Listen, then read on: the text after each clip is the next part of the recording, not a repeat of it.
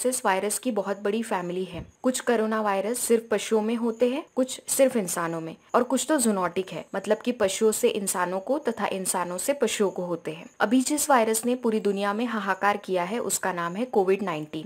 Report के मुताबिक ये चमगादड़ों से आया है पर इंसानों से इंसानों में फैलता है। अभी तक किसी भी प्रकार का कोई प्रमाण नहीं मिला है कि कोविड-19 विषाणु पशुधन को संक्रमित करता है और इस रोग को दूसरे पशुधन तथा मनुष्य तक फैला। अभी तक हमें सिर्फ इतना ही पता है कि प्राथमिक रूप से ये वायरस मनुष्य से मनुष्य को होता है और कई जगह पर देखा गया है कि ये मनुष्य से पशुओं को होता है, पर आज तक ऐसी कोई रिपोर्ट नहीं मिली है हमें कि ये संक्रमण पशुओं से इंसानों को होता है। इस वजह से पशुपालकों को बिल्कुल भी डरने की जरूरत नहीं है कि उनके पशुओं को कोरोना संक्रमण होगा। पर कोरोना संक्रमण के इस समय में पशुपालन करते समय ये जानना बहुत जरूरी है कि पशुपालक अपने फार्म को तथा पशुओं को कैसे सुरक्षित करे और किन चीजों का पालन करे।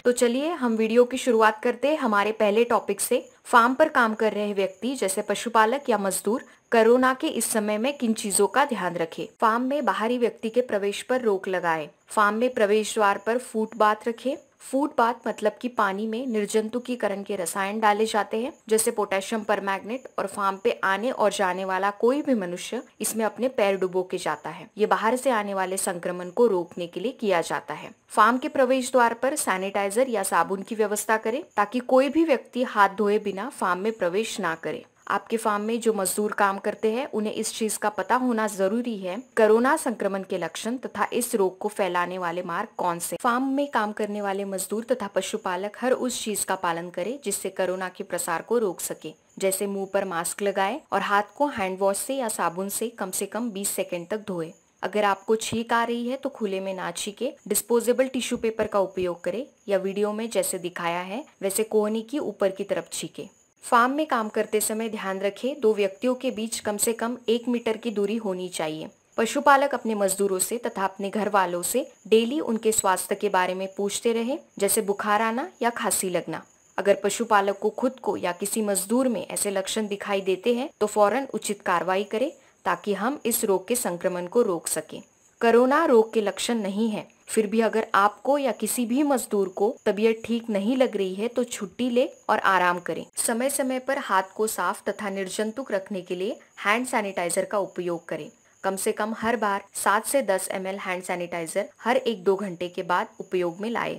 फार्म में काम करने वाले व्यक्तियों को घड़ी या किसी भी प्रकार का आभूषण उपयोग में लाने से रोकें। हो सके तो फोन का उपयोग भी ना करें, अगर करना ही है तो उसे भी सैनिटाइज करते रहें। फार्म में काम करने के पश्चात आप या आपके मजदूर जब घर जाते हैं तो सबसे पहले कपड़े बदलने चाहिए और कपड़ों को धोना चाहिए। घर के किसी भी व्यक्ति के संपर्क में आने से पहले नहा लें। फार्म में काम कर रहे हर व्यक्ति को आरोग्य सेतु ऐप का उपयोग करने के लिए प्रेरित करें।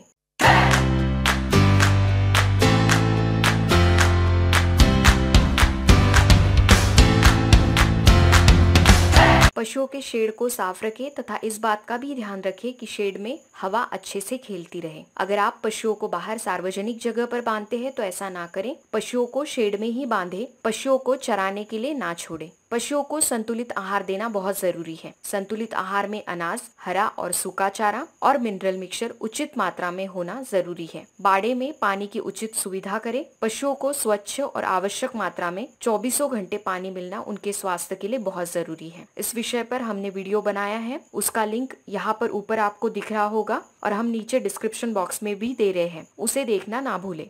पशुओं के लिए चारा लाने जिन पशुपालकों को घर से बाहर निकलना पड़ रहा है वो पास निकाले। अपने एरिया के गवर्नमेंट वेटरनरी ऑफिसर की सहायता से ऑनलाइन या ऑफलाइन पास निकालें। इस समय जो टीकाकरण आ रहा है, जैसे गाय भैंस में लंगड़ा बुखार, गलघोटू या बकरी में ईटीवी वैक्सीन, तो उन्हें अपने पशु डॉक्टर की परामर्श से पूरा करें। पशुओं को पेट के तथा त्वचा के ऊपर के कीड़े मारने की दवाई अपने पशु डॉक्टर की परामर्श से देना जरूरी है, ताकि उनकी रोग प्रतिकारक शक्ति और उत्पादन बढ़े। अपने पशु डॉक्टर की सलाह से पशुओं की रोग प्रतिकारक शक्ति बढ़ाने के लिए मिनरल मिक्सचर या सप्लीमेंट्स दें। जैसे कि हमने पहले भी बताया है, पशुपालक हर उस चीज का पालन करे जिससे कोरोना के प्रसार को रोक सके। जैसे इस समय पशुओं की खरीदारी ना करें। अगर आपको पशु खरीदना बहुत जरूरी है तो स्थानीय स्तर पर किसी पशुपालक से खरीदे या फिर आप ई मार्केट से भी खरीद सकते हैं। पशु खरीदने के बाद उसे 3 हफ्ते मतलब 21 दिन अलग रखें, जिसे क्वारंटाइन कहा जाता है। अगर आप 28 दिन क्वारंटाइन में रखते हैं तो और भी बेहतर है। वैसे भी आप जब भी पशु खरीदेंगे तो उसे पहले 21 दिन क्वारंटाइन में रखा करें।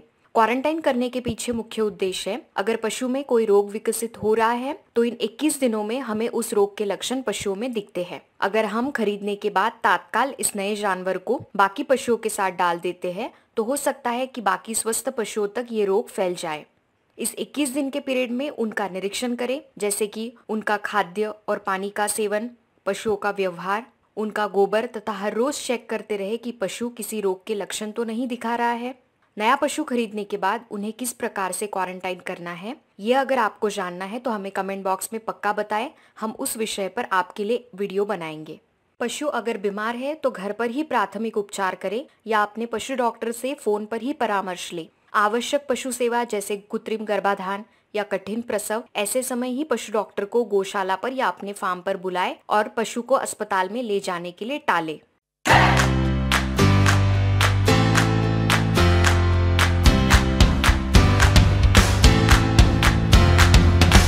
फार्म में जिन उपकरणों का तथा दूध के बर्तनों का उपयोग किया जा रहा है उन्हें रोजाना साफ करें तथा निर्जंतुक कर ले और उसके बाद ही उपयोग में लाएं। फार्म में पशुपालक या मजदूर जिस जगह पर ज्यादा काम करते उस जगह को सोडियम हाइपोक्लोराइड से दिन के अंत में साफ कर ले। अगर आपके एरिया में लॉकडाउन है तो लॉकडाउन होने की वजह से फार्म में पर्याप्त मात्रा में पशु खाद, चारा तथा दवाइयाँ रखें। आपके फार्म पर अगर रेफ्रिजरेटर या फ्रीजर है, जैसे दवाइयाँ या फिर वैक्सीन रखने के लिए, तो उसे साफ करते रहे और सैनिटाइजर का उपयोग कर उसे निर्जंतुक भी कर ले। फार्म पर काम करते समय अगर आप एक काम एक व्यक्ति को सौंप देंगे तो अच्छा रहेगा, क्योंकि इससे फार्म पर काम करने वाले लोगों का कांटेक्ट एक दूसरे से कम आएगा। फार्म पर अगर टॉयलेट की सुविधा है तो उसे भी डेली डिटर्जेंट और पानी से साफ करते रहे। फार्म पर वाहनों का आवागमन कम करें। अगर आपका वाहन दूध या दूध के उत्पाद लेकर हॉटस्पॉट एरिया में जाता है तो दूसरे एरिया में जाने से पहले वाहन का निर्जंतुकीकरण होना बहुत जरूरी है। अगर हो सके तो फार्म पर जगह जगह पर इस प्रकार के पोस्टर लगाएं ताकि फार्म पर काम करने वाले मजदूर इस कार्य के लिए प्रेरित हो। आपके बिजनेस से संबंधित किसी व्यक्ति से मिलना बहुत जरूरी है तो मिलना टाले। वीडियो कॉल्स जैसे सुविधाओं का उपयोग आप कर सकते हैं।